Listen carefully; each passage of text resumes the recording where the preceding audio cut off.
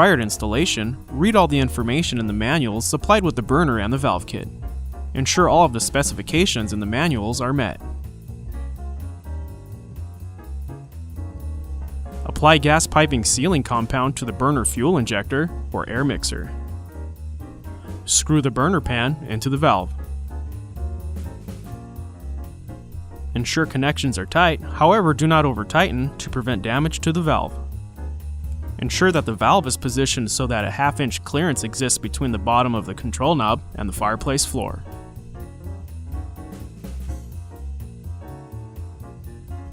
Place the flame diverter bracket over the side edge of the burner pan approximately 1 1/4 inches from the rear wall of the pan. Remove the 2 Phillips screws installed on the long side of the pilot bracket and use them to fasten the assembly to the burner pan using the pre-drilled holes in the pan.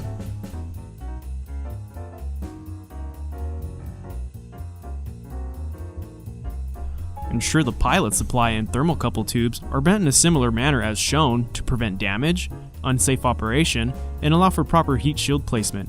Maintain the orientation at all times.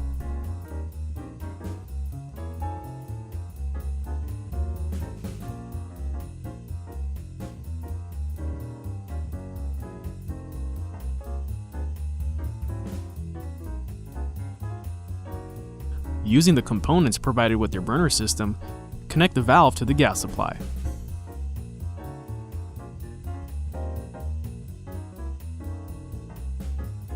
Be sure to leak test at all connections and tighten if any leaks are detected. Follow the instructions supplied with your burner system for any additional requirements regarding specific burner setup and placement.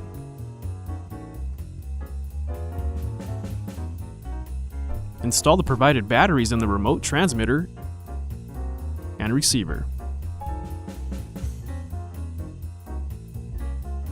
Place the receiver as far from the burner system as possible.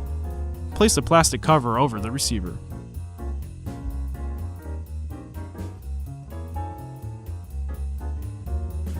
Ensure the remote receiver wire harness is properly connected to the valve.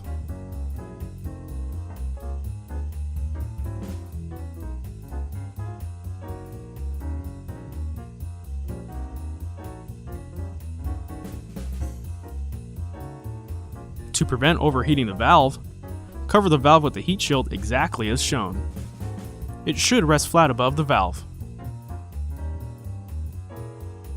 Valve kit installation is complete at this point. Refer to the burner instructions for proper placement of decorative media. Important: keep sand granules, lava granules, and all foreign objects away from the pilot assembly, valve assembly, and heat shield during media placement and at all times. Refer to the owner's manual for lighting the pilot and manual operation. Ensure the pilot is burning, then slide the 3-position switch on the remote receiver to the remote position. Press and hold the on-high button on the remote transmitter. Continue to hold to increase the flame. A click will be heard when max flame height is reached.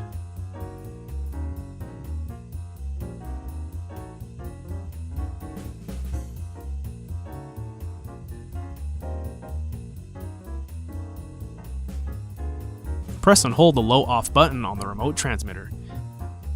Continue to hold to decrease the flame. If you continue to hold, the burner will turn off. The pilot will remain lit. If the remote is lost, you may turn off the burner by sliding the switch on the receiver to the off position. In order to turn off the burner and pilot for a complete shutdown, you must push in the control knob and turn it clockwise to the off position.